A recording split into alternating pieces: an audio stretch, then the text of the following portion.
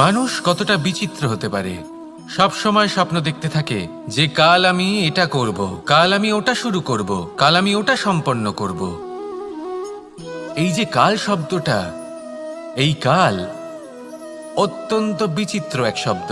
আমরা সবসময় এটাকে আসতে দেখতে পাই, কিন্তু এটা আসাতে বর্তমানে পরিণত হয়। আবার আজ নতুন কাল দেখতে পাই, তার জন্য অপেক্ষা করি যখন সেটা সামনে আসে বর্তমানে পরিণত হয়। এই কাল সবসময় একটা মিথ্যে সান্ত্বনা দেয় যে সে আসছে, কিন্তু সে কখনোই আসে না। যেটা আপনার হাতে রয়েছে তা হলো আজ, বর্তমান। তাই যা করার আছে, যা সম্পন্ন করতে চান, যা শুরু করতে চান, আজ করুন, বর্তমানে করুন। কারণ আজ আপনি যা করবেন সেটাই আপনার ভবিষ্যৎ নির্ধারিত করবে। ভবিষ্যতের বিষয় ভাবতে থাকলে ভবিষ্যৎ সুন্দর হবে না। আজ কর্ম করতে হবে। তাই আজ বর্তমানে জীবনযাপন করুন, কর্ম করুন, আর আমার সাথে ভালোবেসে বলুন, রাধা রাধা। পঞ্চম তত্ত্ব, আকাশ, নব, ব্যোম। আসলে কোনো ভ্রম নাকি সত্য? ভ্রম তো হতে পারে না, কারণ ভ্রমের মধ্যে কেউ বাঁচতেই পারে না।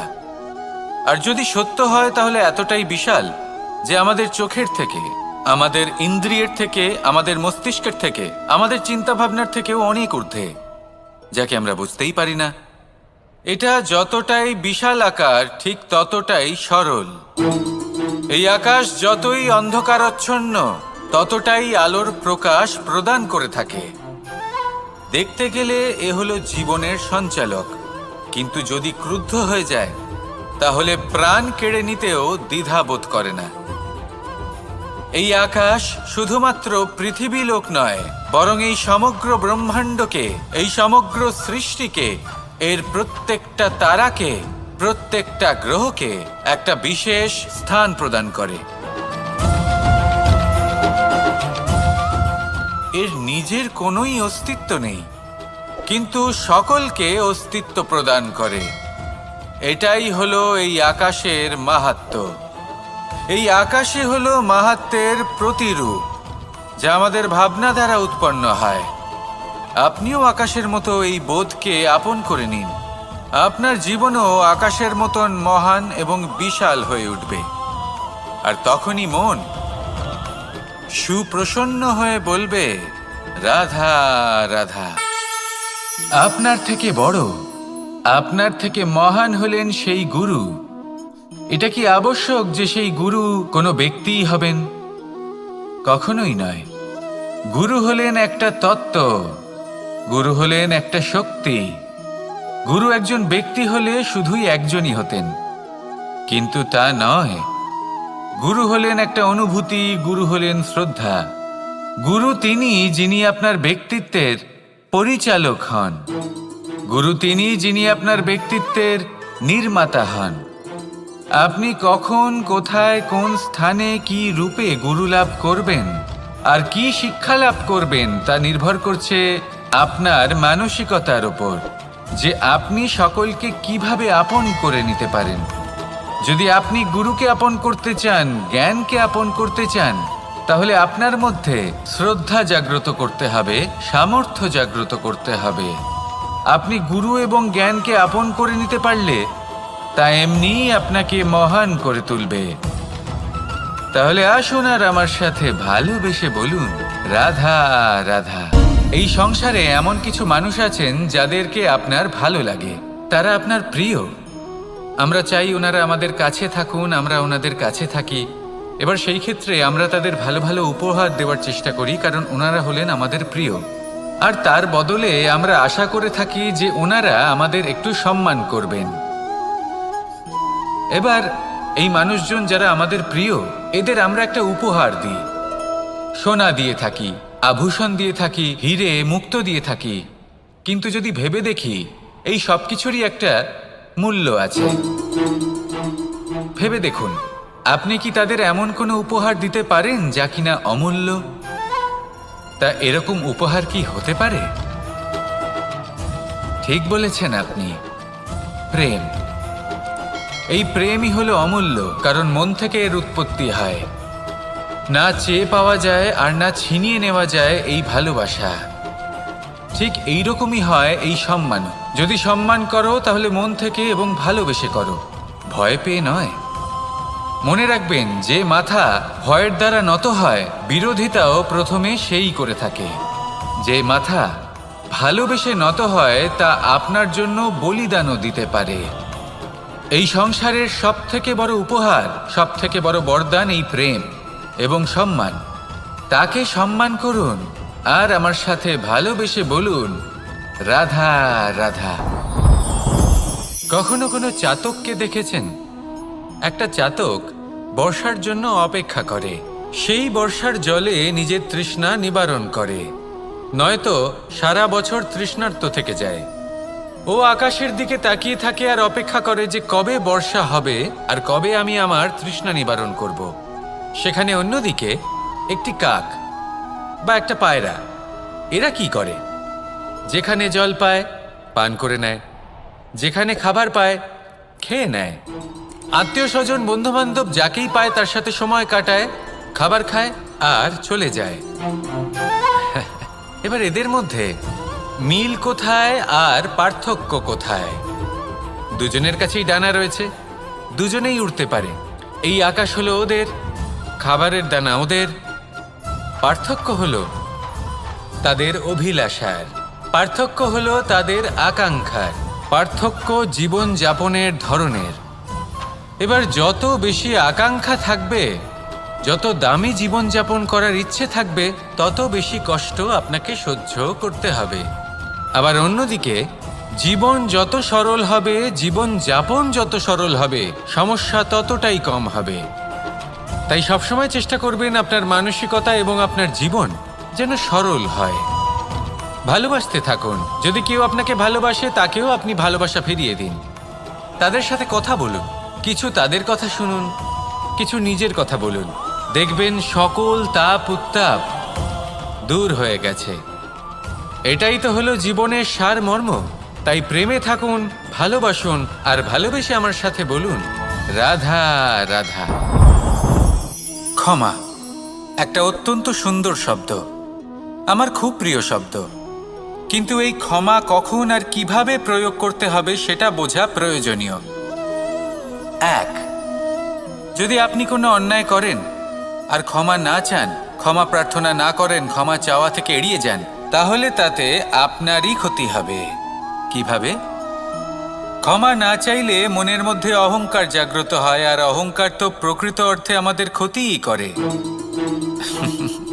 দুই, কেউ যদি অপরাধ করেন, আপনার থেকে ক্ষমা না চান, তাহলে তাকে ক্ষমা করবেন না। ক্ষমা হলো অত্যন্ত অমূল্য, আর না চাইতেই কাউকে ক্ষমা দান করা এটা উচিত নয়। তিন, যদি কেউ আপনার সাথে অনুচিত কিছু করেন, অপরাধ করেন, আর আপনার থেকে ক্ষমা চান, তাহলে তাকে ক্ষমা করে দিন। তাতে আপনার অন্তরের করুণাবোধ জাগ্রত হবে, প্রেম জাগ্রত হবে, আর তা আপনার জন্য শুভ হবে। চার, যদি আপনি নিজে কোনো অপরাধ করেন, তাহলে অবশ্যই ক্ষমা চাইবেন। তাতে আপনারই লাভ হবে। কিভাবে? সামনের ব্যক্তি আপনাকে ক্ষমা করুক বা না করুক, আপনার অন্তরের অহংকার ক্ষীণ হবে, আর এই মন আরো নির্মল হয়ে উঠবে। এই ক্ষমা অত্যন্ত অমূল্য। ভেবেচিন্তে একে ব্যবহার করুন আর আমার সাথে ভালোবেসে বলুন, রাধা রাধা। একবার একজন গুরু তার শিষ্যদের পরীক্ষা নিচ্ছিলেন।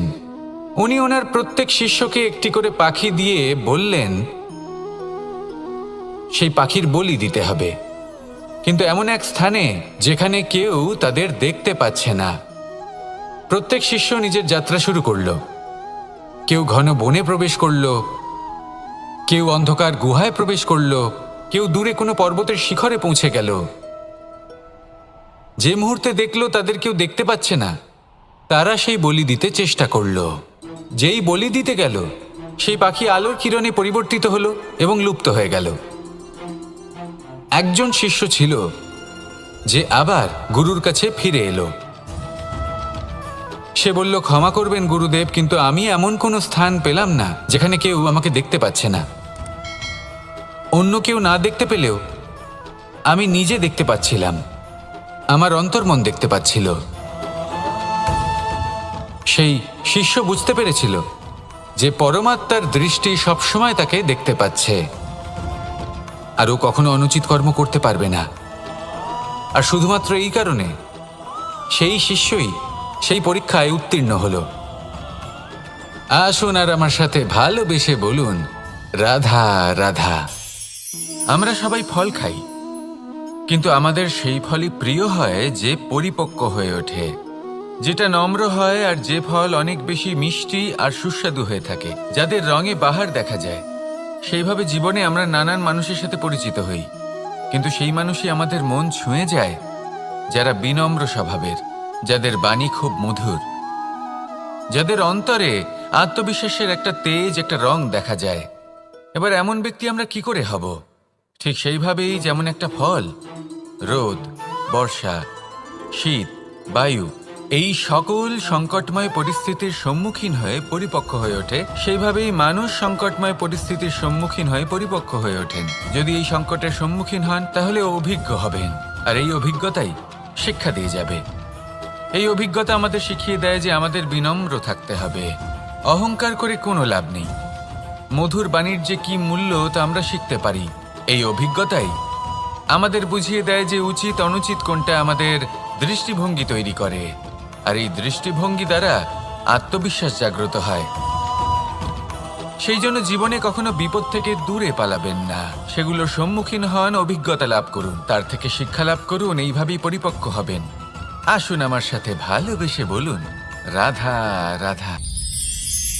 মানুষ বর্তমানে নিজের জীবন অতিবাহিত করেন, কিন্তু তার জীবনে অতীতকাল এবং ভবিষ্যৎকাল এই দুটোরই সমান গুরুত্ব রয়েছে।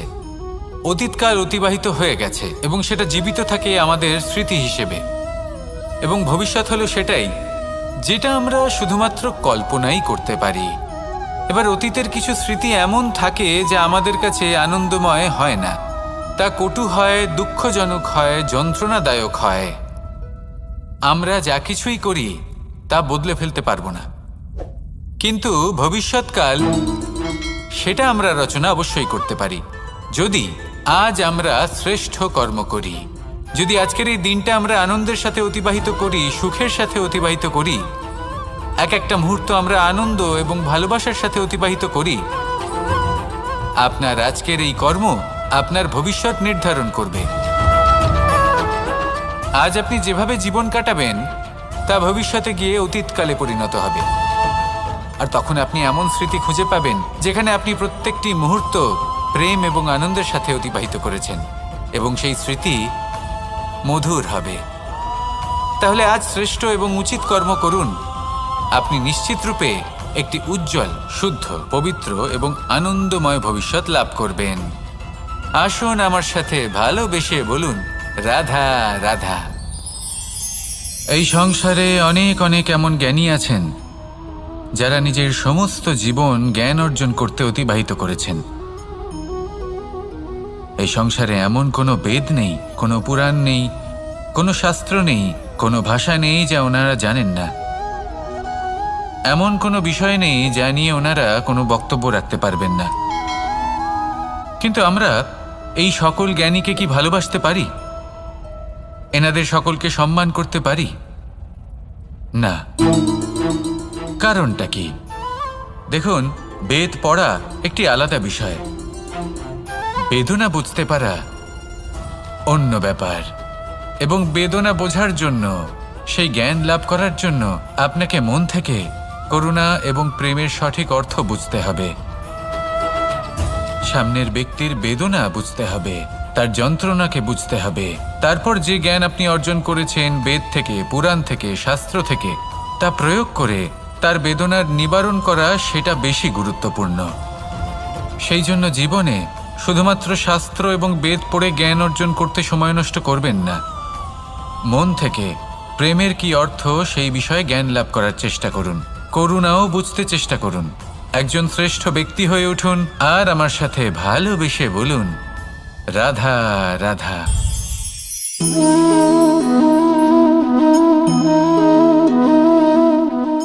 জল এই সংসারের সমস্ত প্রধান তত্ত্বের মধ্যে একটি। এই জল যে কোনো জ্বালা দূর করে, আগুনকে নিভিয়ে দেওয়ার ক্ষমতা রাখে, অবিরল অবিচলভাবে প্রবাহিত হতে পারে, একে কেউ বাধা দিতে পারে না। এর পথে বাধা সৃষ্টি করলে নিজের পথ নিজেই খুঁজে নেবে বা সে নিজেই নিজের পথ বানিয়ে নেবে, কিন্তু কখনো থামবে না। এই জল হলো মহান, আর এর একটা মহান গুণ আছে, এর নিজস্ব কোনো রং নেই। কিন্তু যখন মেঘ থেকে বৃষ্টিরূপে পৃথিবীতে ঝরে পড়ে, তখন সমস্ত সংসারকে রঙিন করে তোলে। যেখানে খরা হয়েছে সেখানে শ্যামল করে তোলে, যে স্থান শ্যামল সেখানে ভিন্ন ভিন্ন প্রকারের পুষ্প ফুটিয়ে তোলে। এই জল, এই জলের মতন আমাদের হতে হবে। ওর যেমন কোনো রং নেই, আমাদেরও যেন কোনো অহংকার না থাকে।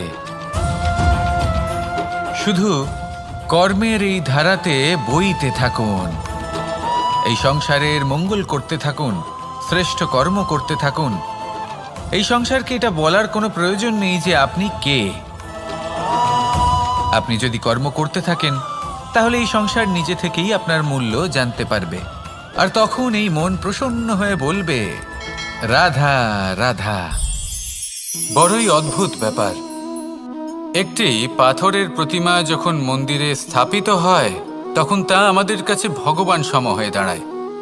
কিন্তু যখন একজন জীবিত মানুষ মন্দিরে গিয়ে থাকেন, তখন তার শরীর, মন, আত্মা সেই সব পাথর সম হয়ে দাঁড়ায়।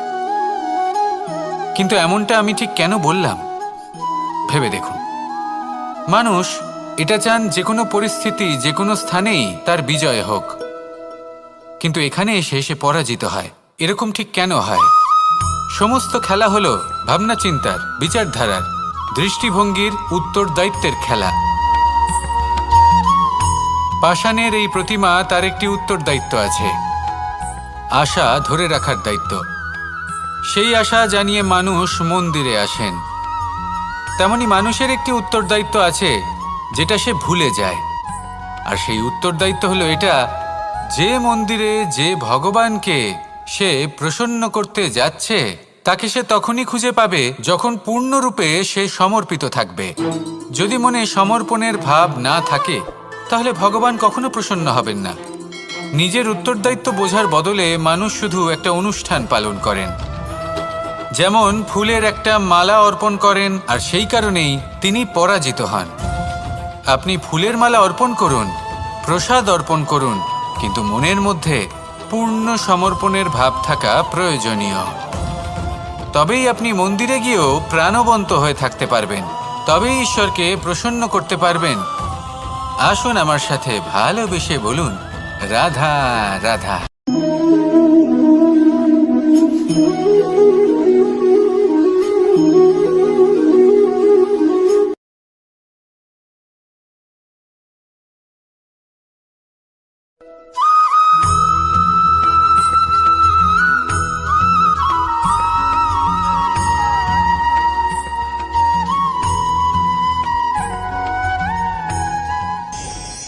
দুঃখ এমন এক অনুভূতি, যেটা আমরা চাই বা না চাই, আমাদের জীবনে এটা অবশ্যই আসবে। আমাদের মনকে বিব্রত করে তুলবে, আমাদের মনকে বিচলিত করে তুলবে। কখনো ভেবে দেখেছেন এই দুঃখ আমাদের জীবনে কেন আসে, কিভাবে আসে? যদি আপনি মন দিয়ে চিন্তা করেন, তাহলে আপনি বুঝতে পারবেন যে এই দুঃখের অনুভূতি পরিস্থিতির থেকে বেশি মানসিকতার থেকে বেশি আশেপাশের লোকজনের সাথে জড়িয়ে।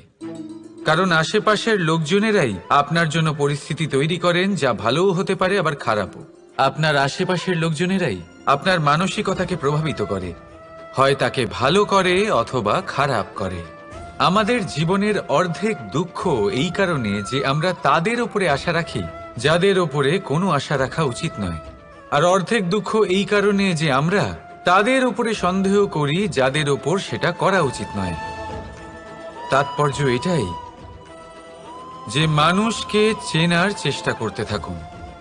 যেদিন আপনি এটা বুঝে যাবেন যে কে সুজন আর কে দুর্জন, সেই দিন এই দুঃখ আপনার জীবন থেকে দূরে কোথাও চলে যাবে।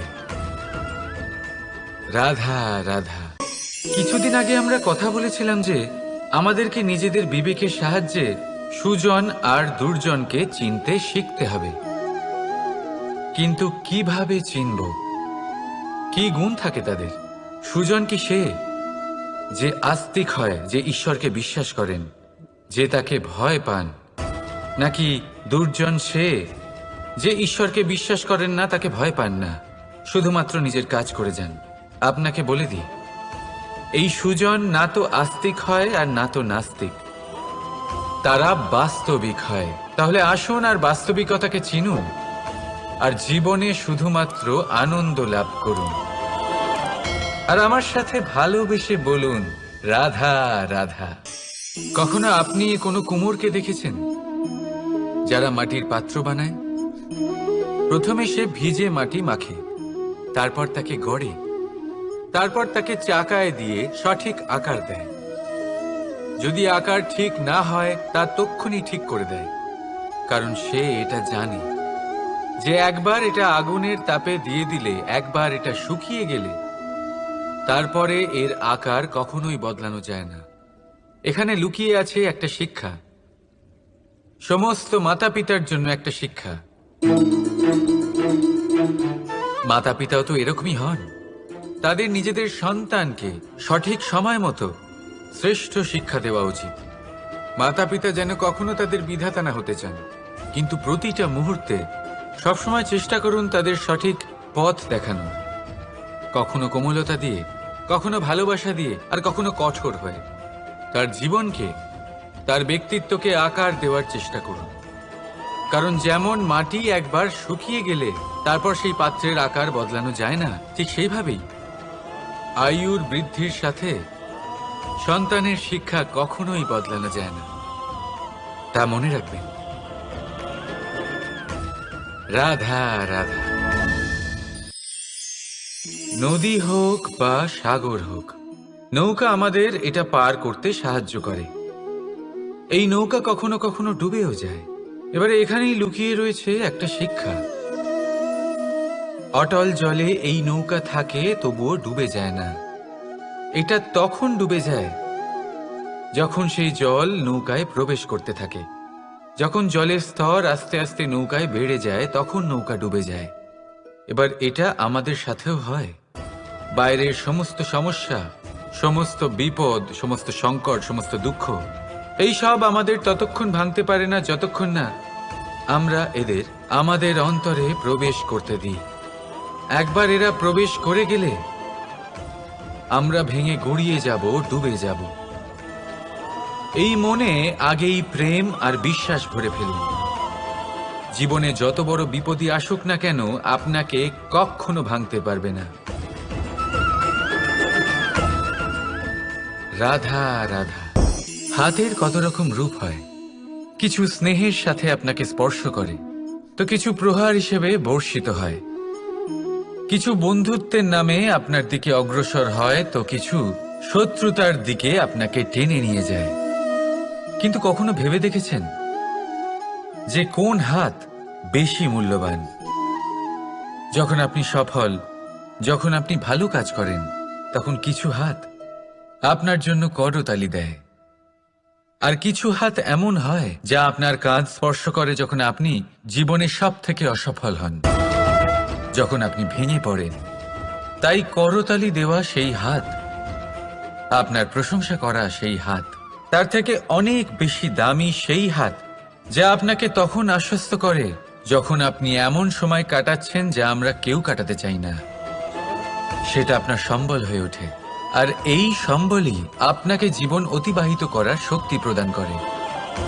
তাই একে অপরের সম্বল হয়ে থাকবেন, জীবনে সব সময় ভালো থাকবেন। রাধা রাধা। মানুষ, প্রত্যেক মানুষ কাউকে ভালোবাসে, কাউকে ঘৃণা করে, কাউকে সম্মান করে, আবার কাউকে তিরস্কারও করে। মানুষ সবকিছু হতে পারে, সুস্থও হতে পারে, রোগীও হতে পারে, ধনীও হতে পারে, নির্ধনও হতে পারে, বন্ধুও হতে পারে, আবার শত্রুও হতে পারে। যদি কিছু না হতে পারে তা হলো অস্পৃশ্য, অচ্ছুত, ভগবানের কাছে সব থেকে বড় পাপ এই যে মানব শরীর, তা ঈশ্বর প্রদত্ত, তা তার মন্দির। প্রত্যেক শরীরে ব্রহ্মদেব বাস করেন, তাই শরীরের অপমান করা, সেটা ছোঁয়া থেকে দূরে থাকা, এটা কখনো করবেন না। এই জীবনে ছুত অছুত কখনো বিচার করবেন না। পরমেশ্বর যা দিয়েছেন তার সম্মান করতে শিখুন। আর আসুন আমার সাথে ভালোবেসে বলুন, রাধা রাধা। উপহার, উপহার কারোর জন্য বস্তু হতে পারে, তো কারোর জন্য অনুভূতি। কিন্তু এই উপহার সকলের ভালো লাগে। এবার যদি জিজ্ঞেস করা হয় যে উপহার কিরকম হওয়া উচিত, তাহলে কেউ বলবে যে উপহার এমন হওয়া উচিত যার সাথে আমরা সোনা রূপোর তুলনা করতে পারি। কেউ বলবে এমন উপহার হওয়া উচিত যা পেলে কারোর মন খুশি হয়ে ওঠে, সে আনন্দ উপভোগ করে। ব্যক্তি উপহার যা দিচ্ছে তা নির্ভর করছে তার আর্থিক অবস্থার উপরে। কিন্তু উপহার যাই হোক না কেন, তাতে একটা অনুভূতির অভাব কখনোই থাকা উচিত নয়। আর সেই অনুভূতি হলো ভালোবাসার অনুভূতি। তাই মনে রাখবেন, ভালোবাসার থেকে বড় উপহার আর কিছুই নেই। আর যদি ভালোবাসার এই উপহার আপনি লাভ করেন, তার থেকে বড় আর কোনো সম্মান নেই। রাধা রাধা। কখনো কোনো বাচ্চাকে দেখেছেন? কত কিছু ঘটতে থাকে তার জীবনে। শৈশব থেকে বেড়ে ওঠা অবধি অসংখ্য অনুভূতি অনুভব করে সে। কখনো পড়ে যায়, কখনো আহত হয়, কখনো জ্ঞান লাভ করে, কখনো কষ্ট সহ্য করে, তো কখনো আনন্দ উপভোগ করে। কিন্তু মনে রাখে সে শুধুমাত্র আনন্দের মুহূর্তগুলি। এবার শুধু একবার আপনার জীবনের প্রারম্ভের দিকে তাকিয়ে দেখুন, আপনার শৈশবে তাকিয়ে দেখুন। আপনি দেখবেন বেশিরভাগ যেসব স্মৃতি আপনার মনে আছে সেগুলি সমস্ত ভালো মুহূর্তের, খারাপ মুহূর্তের নয়। সেই জন্য শৈশব সব থেকে সুখী হয়, এতে নিশ্চিন্ত থাকা যায়। সেই জন্য আজ আপনি যতই বড় হয়ে উঠুন না কেন, খারাপ স্মৃতি, খারাপ ঘটনা সব ভুলে যাওয়ার চেষ্টা করুন। একবার খারাপ ঘটনা ভুলে যাওয়ার অনুভূতি আপনার হয়ে গেলে তখন মনে রাখবেন, যতই কঠিন পরিস্থিতির মুখোমুখি আপনাকে হতে হোক, তার মোকাবিলা করতে আপনি সক্ষম। রাধা রাধা। উৎসব, পুজো, পার্বণ আমাদের জীবনে উল্লাস ভরে দেয়। এবার দীপাবলির উৎসব এসেছে। আপনি কখনো ভেবেছেন যে এইসব উৎসব যেমন গুরু পূর্ণিমা, দোল, রাখি বন্ধন, এইসব পূর্ণিমার দিনে অনুষ্ঠিত হয়, যখন চাঁদ আকাশে পুরোপুরিভাবে দেখা যায়। কিন্তু দীপাবলির এই শুভ উৎসব অনুষ্ঠিত হয় অমাবস্যার দিবসে। অমাবস্যা, যাকে আমরা অশুভ বলে মনে করি। কখনো ভেবে দেখেছেন কেন শ্রীরাম অমাবস্যার এই দিন বেঁচেছিলেন অযোধ্যায় ফেরার জন্য? একদিন পরে বা একদিন আগেও তো আসতে পারতেন উনি, কারণ উনি এই সংসারকে একটা বার্তা পৌঁছে দিতে চেয়েছিলেন যে মুহূর্ত নয়, কর্মই আসল।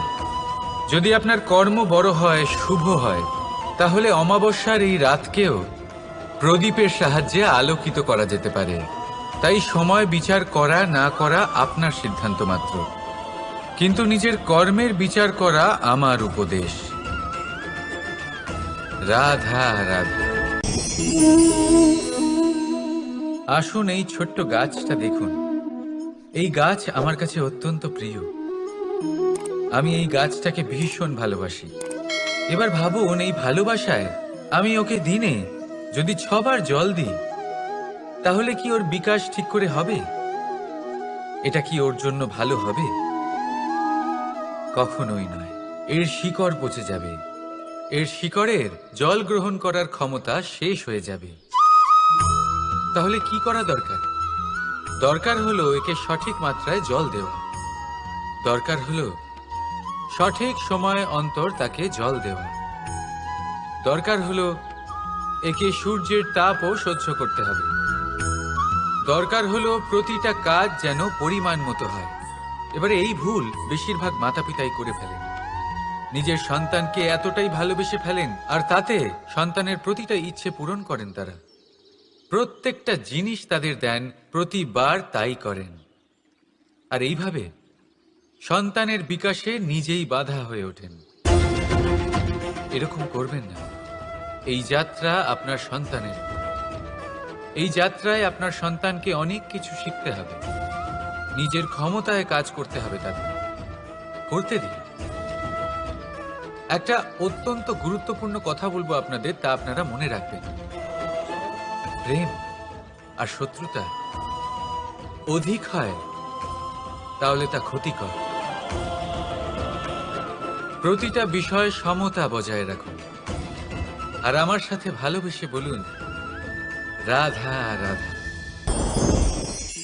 পাদুকা, খড়ম আমাদের জীবনে কতটা গুরুত্বপূর্ণ হয়।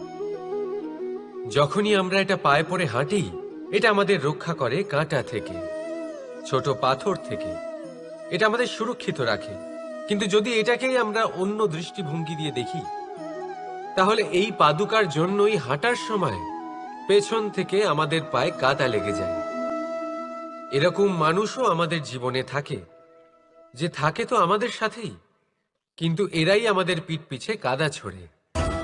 এবার হাঁটার সময় যখন আপনার পায়ে কাদা লাগে আপনার পাদুকার জন্য, আপনার নজর সেদিকে থাকে না, আপনার নজর থাকে সামনের দিকে, কারণ সেটাই আপনার লক্ষ্য, সেটাই আপনার পথ, আর সেটাই আপনার করা উচিত। তাই মনে রাখবেন, আপনার পা ধরে সেই টানতে পারে যে আপনার পেছনে রয়েছে, আর আপনার নজর সেখানে নয়। সবসময় সামনে নিজের লক্ষ্যে থাকা উচিত। প্রতি মুহূর্তে নিজের লক্ষ্যের দিকে তাকিয়ে থাকুন। সবসময় জীবনের সামনে এগোতে থাকুন। আর রাধা রাধা।